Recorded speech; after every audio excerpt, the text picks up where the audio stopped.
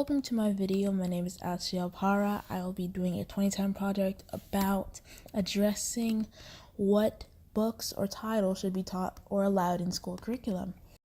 My compelling question is, which books or titles should be taught or allowed in school curriculum? So, for this video, I will have 4 main topics: banned books, books overlooked, what kids don't know due to not reading, and my school system in subject.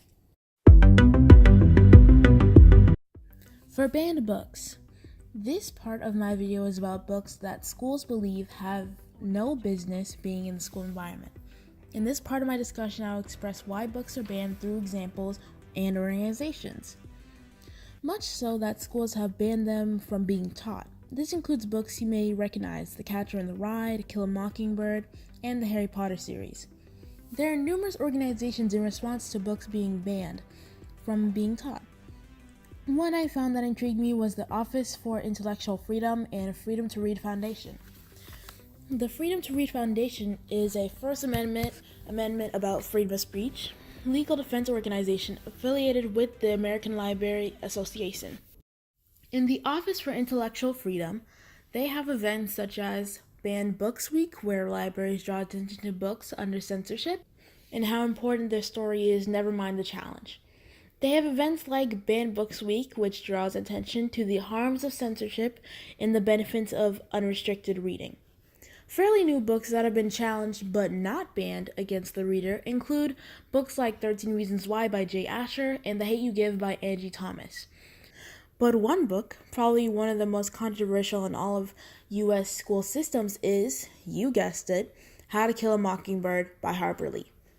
To Kill a Mockingbird is banned because of the book's strong language, discussion of sexuality and rape, and the use of the N-word. For those of you who have not read To Kill a Mockingbird, it is about a white lawyer's defense of a black man against a false rape charge by a white woman. Has become one of the most frequently challenged books in the U.S. Because for most children in school, it would be the first time they experience or recognize racism. By fellow writer Christian Wilson says, Lee's is not the best book to teach white kids about racism because it grounds its narrative in the experiences of a white narrator and presents her father as a white savior. Multiple parents don't like it being taught as a learning device. I personally am not sure if To Kill a Mockingbird was made to be taught in the classroom, but I'll end it with this quote. The whole point to classics is that they challenge the way we think about things, which was said by James LaRue, director of the American Librarian Association's Office of Intellectual Freedom.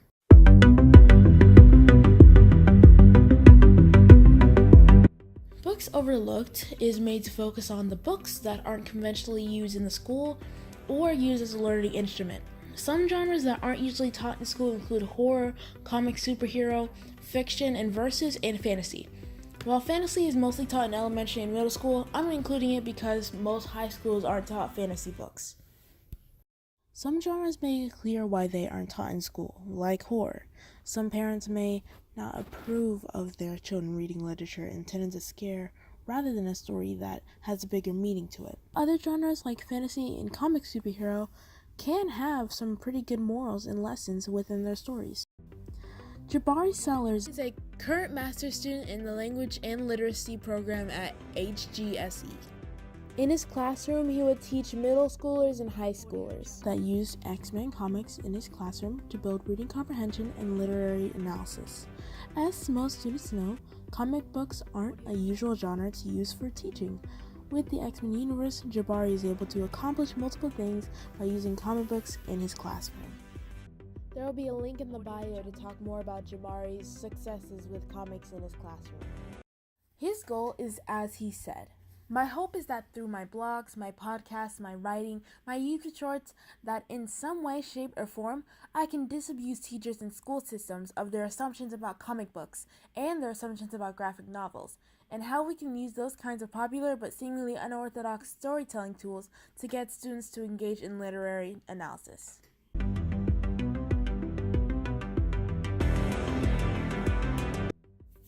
This topic is focusing on how my school system is in topic of books that include in our curriculum.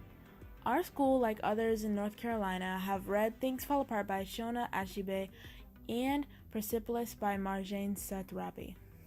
These books debuckle the lessons that are shown in these pieces about life and perspective.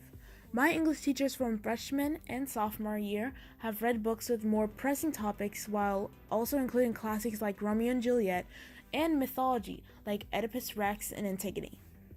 Through these pieces of literature, it shows that schools are trying to make more progress over the space between students and books. And it's working. My entire class enjoyed reading 12 Angry Men together as a class.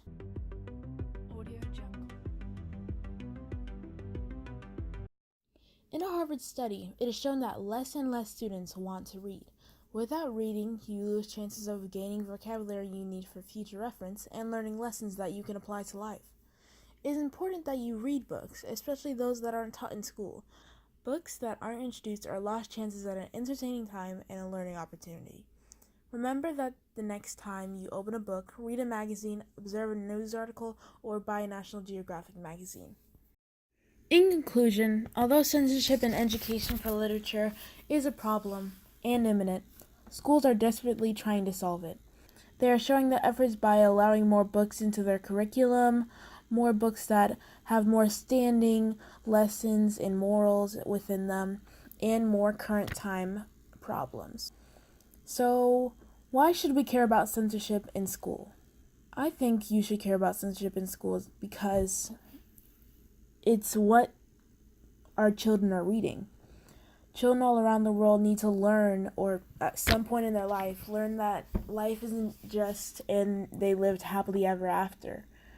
They need to learn that there are points in time where life can go not as you expected it to, and you need to be able to relate your situations to books or other points in your life so that you know how to handle it the way that you would, or the way that someone else you admire would. And with books that teach you about different parts of your life, even those that aren't appropriate for school, you still need to know and learn from what they have to tell you. And also remember that you should push yourself to read more and challenge the status quo. My name is Ashley Opara, and I need a nap. So that is my video. So thank you for watching, and see you next time.